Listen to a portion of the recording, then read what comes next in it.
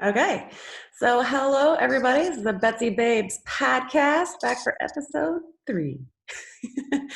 All right, so on this podcast, we like to talk about what's going on in social media and then read between the lines. How is this affecting our day-to-day lives? How is this affecting pop culture? And what are the lasting effects from what's happening? So today, we're going to talk about COVID because it's on everybody's minds and we've all been quarantined. And so why not make a podcast? All right, so we've got the here with us. We've got Tasha, Tamara, and Marla. Well, I don't know why I said it like that. That's so weird.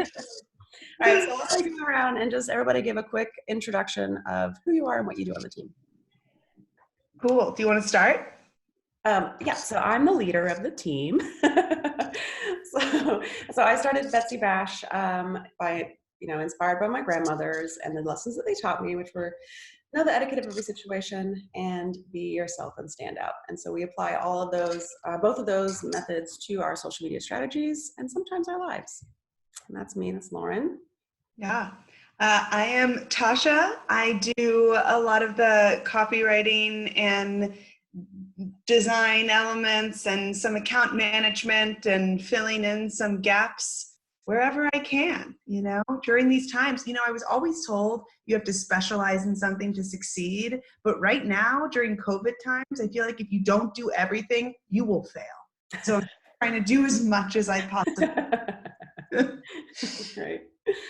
I'm Marla. I'm on the analytics portion of the team. So just going through social media and then not only taking the numbers, but just really talking about what those numbers mean and the implications behind them. And then I've done, reputation management as well, and then a little bit of copywriting, so coming up with witty captions. So it's not just pulling numbers, it's, making it fun and then applying the values that Lauren just discussed. So. And I'm Tamara. I'm a new intern here at Betsy Bash. I studied communication and media in college, and I'm really excited to jump in and especially around this time to learn everything and anything about social media and its importance. Awesome. All right, so I know that part of this whole quarantine is like, what's your quarantine project and what are you learning and what are you doing? And there's all these memes bouncing around about, basically if you don't come out of quarantine with a new skill or a new hobby or a completed project, then you're lazy, right? And then there's a whole other camp that's like, hey, if you don't come out of quarantine with a new hobby, that's okay. Like maybe you just needed to de-stress your life and just calm your anxiety and get through it, So where do you guys kind of fall on that? Do you feel like you're trying to do new things or just trying to work and live? I'd say it's maybe a little bit of both. I mean, I'm definitely trying to stay productive just to have some sort of normalcy in my life, but it's definitely a lot harder than, when things were quote unquote normal. I was able to go to a co-working space or work at a coffee shop or go to the gym to blow off some steam or at least, actually see my friends. And there was more of that balance. But, it's good to have at least somewhat of a routine, but it's the thing that I've been working on is just trying not to be too hard on myself if I'm not getting up as early as I normally would, or if I'm not tackling as many projects as I would if things were, not on lockdown. So I think it's just kind of finding that balance and then trying to figure out what that disconnect really is between, the downside of everything that's happening and all these people where it's really serious for them and, all these doctors and medical personnel on the front lines. And then there's that disconnect of like, oh, how to be productive working at home, but it's how do you do that when you know everything that's going on? So, I think there's this huge disconnect in between like the memes and the jokes, and we're just sitting at, some people are sitting at home with nothing to do, right? But meanwhile, there's like a huge population trying to save people's lives. Right. And I think a lot of times that the gravity of that doesn't come through, especially on social media. Yeah, well, social media is not super great for picking up on the gravity of the situation ever. And I feel like it is going in the direction where every platform is getting more and more like satirical or like ridiculous. Like TikTok, you can't take anything serious on TikTok, you know, which I think is okay. Like, I think we have these outlets because so much of what we're doing is like doom and gloom kind of every day. So with that, like, are you productive or are you just like trying to survive? I feel like I have been every single day trying to do a new skill, trying to wake up super early, trying to be like super crazy busy. Like yesterday, Lauren and I had an impromptu hour-and-a-half strategy phone call. I was like, let's do it all. Filmed a short movie last weekend. Like, I am someone who, if I'm not working, I fall into a horrible, horrible depression, right? So like, I can't not do a million things or else I will unravel, and the weight of this situation will be all consuming. So I don't know if it's about me wanting to learn how to do new things as much as me wanting to like survive. And this is my way that I can survive. Yeah. And we have so much time that it just puts a lot of pressure on like, what should we do with all this time? I think what I've been trying to focus on is really kind of scheduling myself, and I am trying to take advantage of this time to learn new skills. I joined LinkedIn Learning, and I've been doing some certifications. So I mean, I guess to stay positive, it is good to set goals and try to do something new and take advantage of this time that we don't normally have. But it definitely puts pressure on what you should be doing. Yeah, I know I've definitely had days where I was really productive, like yesterday with Tasha. I feel like we crushed yesterday. And I've had days where I woke up and I couldn't move. You know, Yeah. I just needed to be in my room and read or take a bath and just unwind from the stress of what's happening. You know? Yeah, well, Lauren, you said it super well yesterday. You were like, I feel like every single moment is like a roller coaster ride, which is so true. And like, I feel like now more than ever, we're having to live moment to moment, because like one moment we'll be crushing it with strategy, brainstorming. And then the next moment you find out that your boyfriend's mother is sick and now you might have COVID and you're just crying, sad crying in your bathtub. Not coming from anything personal, but like if it was, Yeah. we would all be feeling. Yeah, no, that happened yesterday too. Oh no. Sorry. Fine, you know? Well, Yeah, you know, I think too, like one of the things that I was talking about with our improv group that T's in with me, um, is that it doesn't, like, especially a week and a half to, let's say a week to a week and a half ago, it still didn't really feel real. And one of the things that we said in that group was, I think it'll start feeling real when people we know are being affected. And now that's happening, right? I have had 2 friends that have been diagnosed. You know, you mentioned your mother-in-law. Well, I guess not technically Oh, no, mother-in-law. it's fine. Yeah.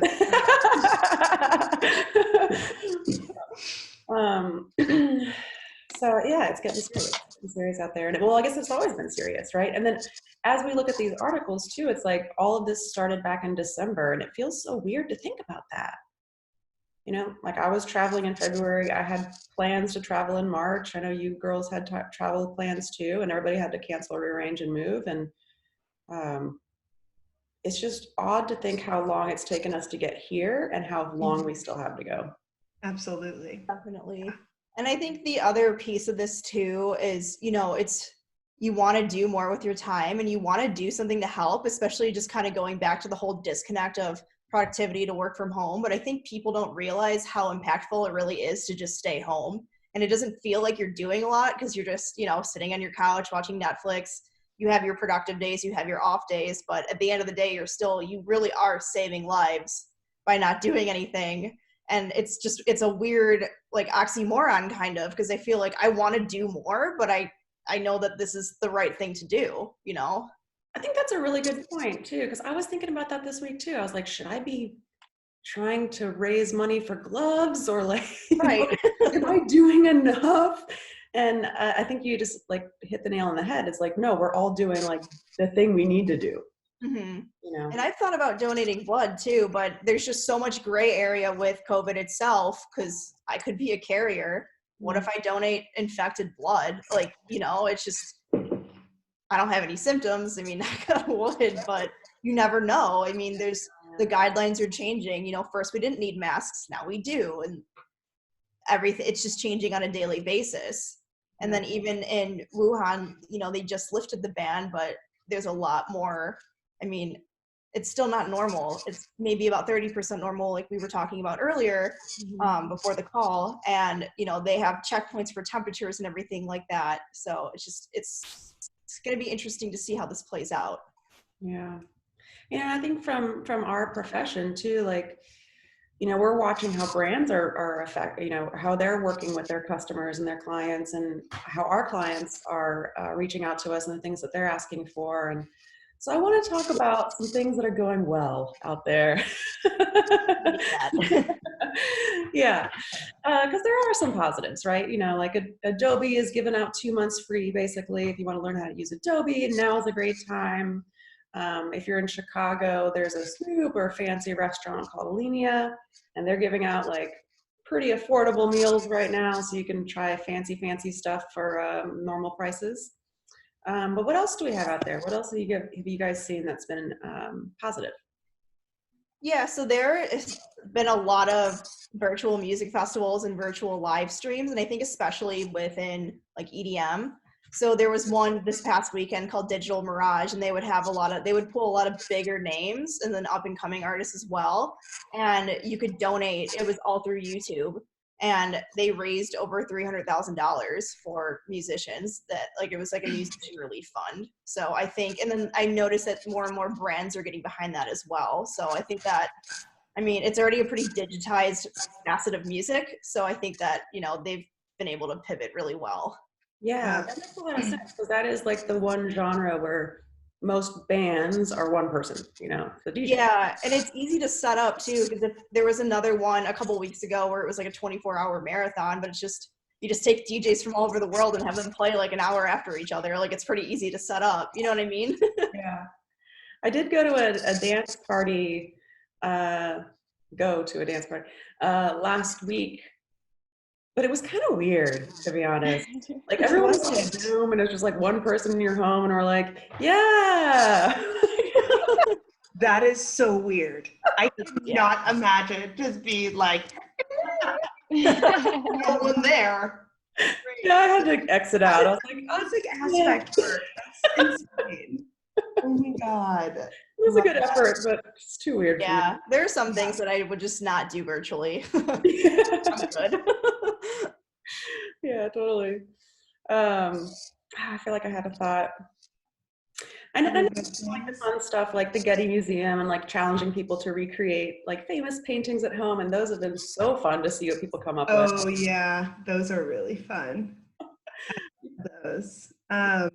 I also think that it's like giving brands like an opportunity to kind of flex their creative muscles. Like, a lot of logos are being redesigned. I know this happens a lot for like major disasters, but like Coca-Cola has changed their logos to be like, staying apart is the best way to unite or something, and made everything spread out. And like the Volkswagen has like spread everything out, and Audi has spread everything out. So in a way that's positive, because you're flexing those creative muscles to try to adapt to the times. Also, like, a lot of restaurants in Houston, which is where I'm based out of, have been opening up like pantries. So there's like, you know, you go and you pick up your food, and then you can get like toilet paper or paper towels or water bottles, which is, again, like a super creative way to make the best out of like a really strange situation where we're already all afraid to leave our homes. So if you're going to leave your house to get food, might as well get everything all at once. You know, and that's like, our client is doing that as well. And, you know, I think, and just BB's Tex Orleans in Houston, shout out to BB's. And I think that, you know, I was really impressed with that idea that they came up with, because they have the purchasing power for that, you know, like they can purchase on a large scale because they do that already. And so I feel like that's another way that they can like help the community, you know. It is like you said, people need it. Yeah. Here in Chicago, there's a restaurant in the South Side in Pilsen called Carnitas Urupan, and Rick Bailey actually just made a donation so that they would serve nurses or doctors, and they turned it into a competition. So they asked for anyone working in hospitals to nominate a team, and they would donate a meal for, I'm not sure, one lunch or several people. But I think that was a good way of utilizing social media to kind of, give back and pay it forward. Absolutely. And I don't know if it's the same organization or if it's just the same idea, but I also saw a website called Give in Kind. And it's kind of that same idea. Like if you want to give, but you're not sure what to do other than stay home, then you can order meals for a certain like team of nurses. I think it's here in Chicago, but it might be outside of the city by now. I'm not sure. But it's great because the restaurants need the business. Obviously, the nurses need something like to lift their spirits a little bit, and food always does that for me. So, yeah. So I like seeing all these things pop up that are specific to what's happening in the most positive spin possible. It's really nice to see the community come together during these times instead of monetizing this event. So it's really nice to be able to participate too. Yeah, I agree. Yeah, and I just think that the digital ecosystem that we're in now really allows that. Because, I mean, imagine if this happened 10, 15, 20 years ago, what would we do? It's just, we have YouTube, we have Twitch, we have all these different social media platforms where we can stream things and we can learn all this stuff. I mean, well, and now it's really even easier than before with like Netflix parties and like, I just Googled like Netflix parties for Hulu, and there's actual like services that you can like use. And then Tamara was telling us about Instagramming co-watching if you for some reason want to roll with your friend. Yeah, like does anyone do that in real life? Still like that's happening. And I do think that a lot of people are like putting out a lot of content right now, right? It was when we like put our movie out, I was like, if there was ever a time to put out a short film, now is the time. People are stuck. You have to watch it, which I think is like a weirdly positive spin. Like I've watched my friends' home movies more in the last 2 weeks than I have in the last 2 years, which I think is something. Yeah, and that short idea. So South by Southwest also released all their shorts that were going to be presented, in between the major films, and so now we can watch them all. And I clicked on the link, and then just like randomly selected one, and I happened to click on one where a friend of mine was in it. I was like, what are the odds of that? Yeah, for those of us from Chicago, it's Sam Trump. He's like a phenomenal trumpet player, but he's also originally from Houston. And so that's how I originally got introduced to him. And then when I moved up here, we just started to end up in the same circles, and he was on my podcast a couple times. And but yeah, it was a really cool short about this ballet called Hip Lay, where it infused hip hop dancing with ballet. It was really cool. Yeah. So, okay, sorry. So we know what we can do that's kind of positive. We know we're supposed to stay home, right? But what else is going on in the ecosystem, right? Because there's a lot happening outside of our homes and in the business world that's going to have some lasting change. Yeah. Man. Yeah, one thing that I noticed, I saw this more on I honestly have been watching the news more than I've ever in my entire life, probably. I mean, one, this is a big deal, obviously, and I mean, I was kind of tracking it on Twitter even before, like a couple weeks before the lockdown. I'm like, how are people still going out and acting like everything's fine? I mean, even my family was like, you're being paranoid. I'm like, no, I'm not. You'll see.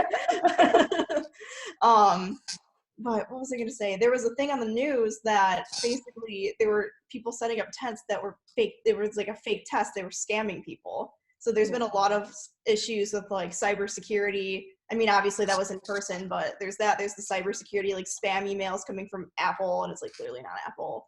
And I've gotten things that are happening. I don't know if there's anything like really terrible on social media, but I know that there's a lot more scamming because, that's like the new way for identity theft is through cybersecurity. So. Yeah, I think that like there's at least a running joke in my circle right now of like when we go back to normal, a lot of companies are maybe going to see the benefits of working virtually and like realize like maybe this is a more effective way to like continue, right? Like I know a couple lawyers who are all working remotely, and they're like, I feel like we could have been doing this for the last 5 years and things would have been fine. So I wonder if we're going to see a shift of all of these like very corporate America jobs, lawyers, you know, bankers, even like really paring down the bank system. If we see a lot of things go virtual just to save money, because there's definitely going to be some sort of recession when it's happening right now. Right. You know, it wouldn't make sense that like we can go outside, the economy's back to normal. You know, there's people Yeah, are it going doesn't work like that. costs. Right. And I know when I was, you know, building up Betsy Bash, like I've always wanted Betsy Bash to be 100% remote. You know, Right. I don't think there's any reason that we should only be hiring in one city. You know, like Tasha's in Houston, me and T and Marla are here in Chicago, right? But we also work with Harrison, who's in Toronto, and sometimes New York, and sometimes Arizona, you know. And so I think luckily we were well positioned for this because we know how to use all these tools and we like regularly work remote, so nothing changed for us. And it does take like it takes a like major adjustment in the way you communicate Yeah. with your coworkers. We had an episode, I think, that touched on this about how working remotely changes the way that we talk. And I think I would be interested to talk to someone who's gone to an office every day the last 10 years and now is working from home and like just really understand what that is. Because I haven't gone to an office in 10 years. Right. What is that? I don't, you know, like this adjustment, I'm like, I'm still here, you know. Right. Do y'all know, have y'all heard from anyone what their experience has been? I have a friend who's a teacher. So, you know, teachers now are transitioning to virtually teaching. And he was looking for a resource to at least take a class because he had no idea like what to even use. Should he use Zoom or, you know, all these other apps? But LinkedIn Learning actually has made their work from home courses free. So that's what I suggested for him. But I mean, can you imagine like you've taught a teacher in real life, and now you have to just like reconstruct your whole tactic or teaching. Well, and I can't imagine teaching a classroom. Like, are they all on Zoom? Is this like 35 kids on Zoom? Like, no one's asking questions. I can promise you that, you know. I feel very grateful that I'm not in school and feel very, very sorry for everyone who is having to deal with that. My sister's in school and we were doing our Passover Seder virtually, and on a different screen, she had her classroom up with her muted. And I'm like, seems efficient. I'm so happy that we're all learning in this moment, you know, like what and I'm sure everyone's doing that. Everyone's doing that. We all have like, you know, a million screens on us at any moment. Yeah. It's just going to be weird. Yeah. Well, I guess, you know, I guess we could offer some tips, right? So if anybody wants to get some tips from us on how we worked remote, one of the things that I identified like pretty early on with managing a team remotely is that it's really important to see each other's faces. You know, so much can be lost in translation. You know, sometimes you're just busy and you're typing quickly, but it doesn't mean you're angry, right? So that's something that I know that we constantly do. Any meeting that we have is on Google Hangouts and we can see each other face to face. What other tips do you guys have from, you know, the way that we work that you think has been really helpful? I just think the Google Suite in general, I mean, it's nice to be able to all have our documents consolidated into one platform. Mm-hmm. Then it's easy to get feedback. It's easy for us to edit things that need to be edited. And then, I mean, for me personally, probably Google Calendar has just been the biggest lifesaver because I can't tell you how many times I've like forgotten to call someone or like forgotten to hop on like a conference or something. Not necessarily here, but just in general with everything that I do. And it's really nice to just look at, you know, my screen, like the Google Calendar screen, and just I color code it and I'm like, okay, I know exactly what I have going on today. And I have the reminders set and it just keeps everything so streamlined and organized for me. So I really enjoy that. Yeah, I really like how, like with Google Docs, you can like comment and like tag people, and it just, like you said, it keeps it in that document without having to go somewhere else for edits and come back. And Mhm. I don't know if that makes sense. Yeah. Going off of that family tree of keeping things all in one place, if you are a company, one company working for one company, and you're not using Slack to communicate virtually with your team, you are doing it wrong. I'm a Slack advocate right now. Like, honestly, it is so easy to separate your different tasks into different channels. So like for Betsy Bash, we have like, I work on 2 different accounts plus all of our like social channels, right? So if I'm talking about client A, it just goes into that channel and you can like tag the person specifically you're talking to. So the way that I would best describe Slack is like getting up out of your cubicle, going over to your coworker's cubicle and asking them a question, except that you literally just press the @ sign and type in their name. It is like the most efficient way. And I had never used Slack before I started working in digital media. I was texting everyone and like never go back to group texts. Oh yeah, I know. I always Slack is tell the people, like, best. Slack is the only way like our team should be talking, right? Yeah, Like, email should be yeah, for clients, like, yeah, because I hate digging through emails trying to find the one password or the one, date that you're looking for. And with yeah, Slack, because it's organized by topic, you can just scroll up and down. yeah. And you can search for In and things. out of every email and try to Yeah, and that's a really forward. good way to put it, Lauren, is that Slack is great for internal conversations. Email is perfect for client-facing stuff. Totally. Um, so Slack. Yeah, and then just even starting just with Betsy Bash specifically, I had never used Asana before starting here. I've used Trello and software that was kind of similar, but I really like having one place to have all my tasks as well. And then also it's easy for everyone to know when I finish something, because Right. I mean, when it's just my like when it's just me, working on things outside of Betsy Bash, I just write lists. I'm like a pen and paper. I'm pretty analog with it for some reason, but it's nice to have that digitized. So then the whole team knows, like, okay, like Marla finished this report. Let's look at Yeah, it. and it's also great to put in, like, if you have working docs, to put it in an Asana goal. So if I'm like, hey, go check out the copy for April 8th through 9th or 8th through 16th, you can click on the task in Asana and it'll take her straight to, like, let's say it's a doc or something. So Yeah. And just even the satisfaction, I mean, and analog too, like the satisfaction of checking something off or crossing it out. But on Asana, there's like a unicorn and a rainbow. It just makes it really fun. I'm like, oh my God, I just did so much work. I would say also, give these apps a chance. It does take time to learn, because honestly, I never used Zoom before working with Betsy Bash. That's something that I had to get comfortable with. Video chatting like that, it's a new era. It's time to jump in and start utilizing technology so that you can be productive. yeah, that's really well put. You can't, like, don't be afraid. Everyone's confused, but that shouldn't stop you from embracing the tools that we have. Yeah. Yeah. That's Totally. the point of them, to make things easier for us. Exactly. Yeah. And it's You funny need because to tell we've my had these mother for a long this. time. It's not like this happened overnight. Like we've been talking, like we've been doing this for years at Betsy Bash, and now Yeah. everybody has to do it. Right. That's been doing it. So it's just funny that like the tools have been there, but now we're using them Right. on a mass level. Oh yeah. I feel like no one was talking about Zoom before this. I mean, it's because people are using it socially too, and then there's virtual happy hours, or on a Saturday night a couple weeks ago, my friends and I just all like got a drink and hung out on Zoom, because it's what else do you do? I saw a meme that blamed Zoom for the virus. Oh gosh, that's really.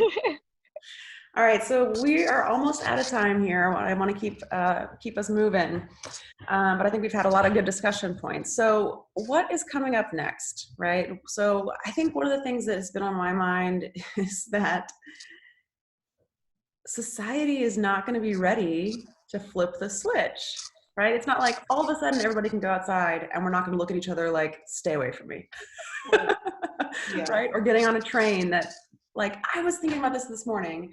So for people in Chicago, blue line, red line, rush hour. You're just like smushed against someone, Oh yeah. 5 people, right? You're like slammed into this car like sardines. And I can't imagine that that's ever going to happen again in the next like 6 months. I don't think people are going to want to be that close to each other, even No if way. it's Yeah.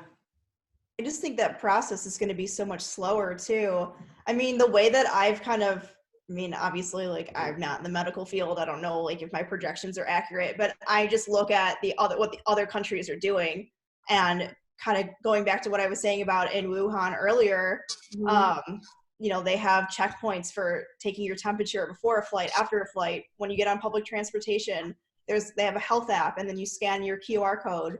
So then, they know that you're healthy. yeah. So I think that just doing those everyday things is going to be a lot slower. And then, I mean, I think of other major turning points in America, like 9/11. Look at how the airport was so different. We all have to take our shoes off. Like, how is it going to be when we fly? And how is it going to be when we go to work? Or if someone's sick, like, they're going to be like, oh, please don't come in, like, get away from us. So it's just, I how think many that, times I like worked sick in my corporate days. oh, It's so just like many what you times. did. Yeah. So that's going to change too, so it's going to be interesting to see. I think people will definitely be a lot more cautious, and I hope that more people just wash their hands, because I couldn't believe how many people weren't doing that in the first place. It's like, why do we have to tell the whole nation this? That's disgusting. Agreed. And I mean, I know my home has always been pretty clean, but now, let me tell you, I am disinfecting every day, Oh yeah. every surface. Yeah. So I'm like, that's one benefit for me, is like, I'm going to definitely have a cleaner home. Yeah. Yeah. Well, I just think we have so much time on our hands too. Like, sometimes I'm like, yeah, I'll clean the kitchen. I'm staying with my dad right now. I'm like, I'll do it.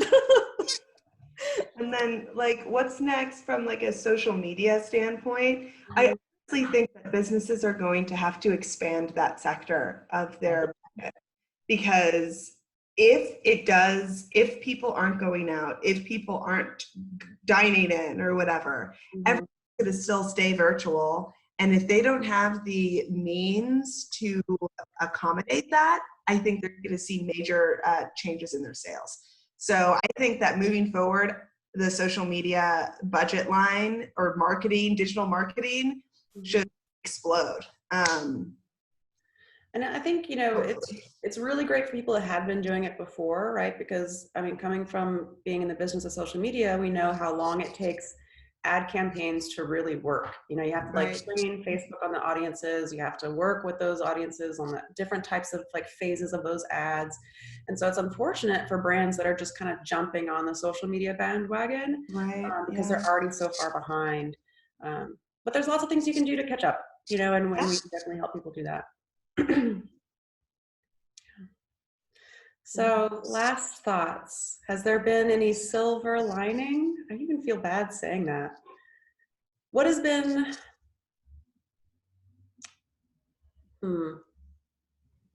Yeah. I don't like the silver lining. No, but I think, like, for example, I think there's a huge push to support local restaurants and businesses right now. True. Yeah, and like the ordering out, if you're ordering out, don't order from the Applebee's or the Chili's, order from the BB's or the Mercantile coffee shops, or like the small mom and pops. Right now, more than ever, I think that everyone is like, we need to keep our local business economy alive. So that's kind of a silver lining. That's true. And I think too, like, I think people are also kind of realizing that it's also up to the community. Like, some of these businesses will go out of business if they aren't being supported right now. Right. And exactly. so can you imagine coming out of COVID and like your favorite restaurant is just closed? Like, that'd be so sad. Yeah. When you ate Chili's every day. Yes. What about for you, Marla? I mean, it's been definitely nice I think I've been able to kind of reflect on more of my long-term goals, and it's been nice to come home and spend time with my family. I've been in Chicago for 8 years, so I'm in Cleveland area right now, and it's nice it's just those things that you wouldn't normally appreciate. Like, I'm in an actual house with a yard as opposed to a studio, and I'm working on my own side project and doing a music discovery platform. And I almost think that what's going on now is going to really kind of pave the way for what I'm working on, because what I want to do is promote up and coming talent, and then, have a website where people can see local talent playing their that if they're in their city or if they're traveling. And I think people are going to want to do that more than ever. And I have time to actually strategize and think about that. So that's been kind of a nice silver lining. Yeah. That's what I'm working on aside from this. So Yeah. What about for you, T? I think definitely this has been a time to just reflect on what we do have and to be grateful for having a home and for having food and being healthy. I've taken this time to help this a website called Embrace Race to share the resources for minorities and the communities that aren't fully funded by the administration or the money that's going to be sent out. So I think it's really important to use this opportunity to like share information and keep your community informed so that no one gets left out. Yeah. Yeah, absolutely. yeah, and then this just popped in my head for one last quick thought too is, just even, the environmental impact of everyone staying in, a lot of smog is going Yeah. down. And so it's kind of nice to see, we're giving the earth a little bit of a break at least. So Yeah. that's always, nice to see. Yeah. And I know somebody was saying like we should do this more often. And like, don't you think that every Earth Day there's like some sort of initiative like this, like turn your lights off, like everybody turn your lights off today, and like nobody does it, or Right, like, right. nobody commute today and nobody does it. But now, We're not forced to by our government. yeah, Yeah. yeah, and I think it's harder. And if not enough people do it, like how do you know that it is going to work? You know what I mean? Right. Like, because you haven't seen it play out before, but now we've seen it play out on a huge level where like one day would make a difference in a year from now. Yeah. Absolutely. Well, this is awesome. I really appreciate you guys coming together to talk about this and sharing some interesting insights on what you've been seeing out there and what we've been doing internally. If you guys have any thoughts on what we've talked about, please leave them in the comments. We're going to be posting this all over the place.